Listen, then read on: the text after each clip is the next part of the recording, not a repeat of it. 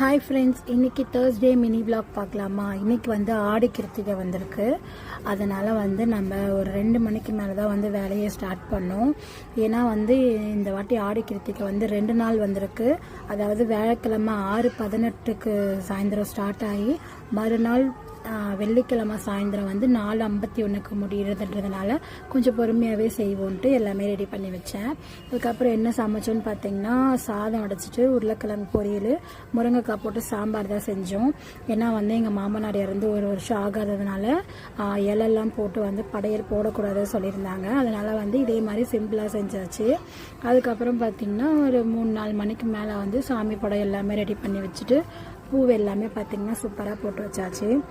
அதுக்கப்புறம் போய் வாசல்லையும் பார்த்திங்கன்னா மஞ்சள் குங்குமம் எல்லாமே வச்சுட்டு அதுக்கப்புறம் கோல் எல்லாமே போட்டு பூ எல்லாமே போட்டு ரெடி பண்ணி வச்சாச்சு. அதுக்கப்புறம் 6:18 ஆனதுக்கப்புறம் தான் நான் வந்து விளக்கே ஏற்றினேன்.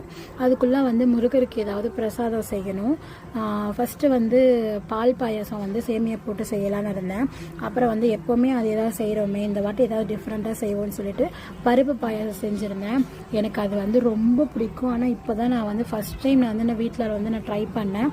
சூப்பராகவே இருந்துச்சு. நான் இன்னொரு நாள் வந்து வீடியோ ஷேர் பண்ணுறேன் உங்களுக்கு. அப்படியே சாமி பாட்டு கேட்டுட்டு இந்த வீடியோவை முடிச்சுக்கலாம்.